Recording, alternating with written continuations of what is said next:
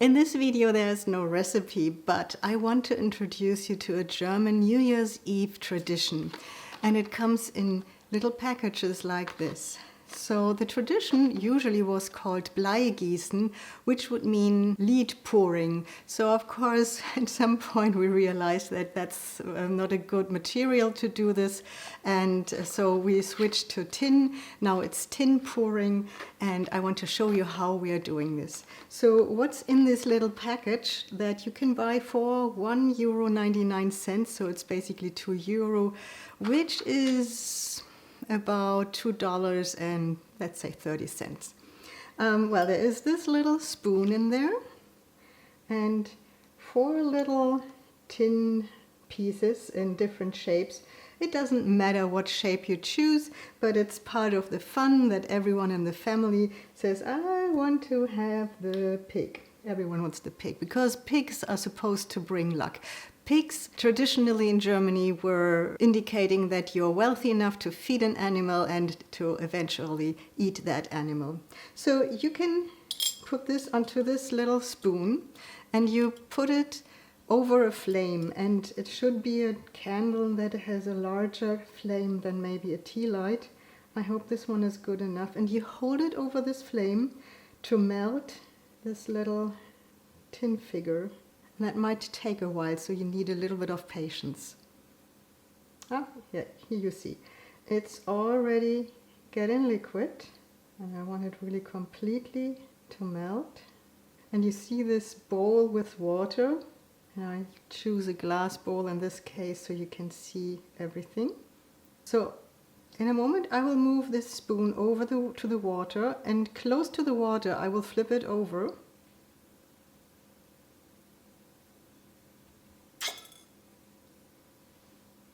And then, oops, I fish it out again and look at it. And this is a pretty round shape. And then on the back of my package I find a huge list of terms where I can say what it might be. So I would probably look for a circle. They don't have a circle, so let's see, what else could it be? Mond. They have a moon.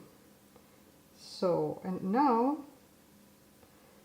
next to that, there is a meaning to this. So if I say this is a moon, that would mean high honors. So in my future, there are high honors. That's what it means. So I can make another one just to show that they don't all come out the same way.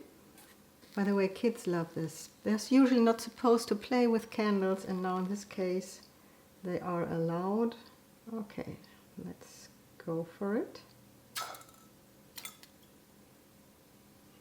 What might that be? And usually we sit around together and we talk about what we see in this little shape and what we think it is, and then we look it up on the table here and decide which fortune is coming for us in the new year. So I have no idea what that is. I would probably have to go through this list and decide which one is closest to that.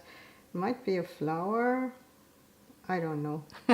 That's always the fun part, because sometimes it's an eagle, or it's, you know, something that you recognize immediately, but most of the time it's like, what on earth is that? Looking at these little figures is one way to get an interpretation or an idea of what it might be. The other way is to hold these in front of a light, like a flashlight or something, and see what you can see in the shadow of that object. So you would just use it like this and put a shadow on the wall, and then you say, well, I see this and this here, and then you go to the list and see what it might mean.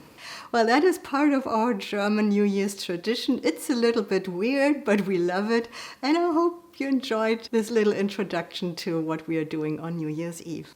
Have a happy New Year, and thank you for watching.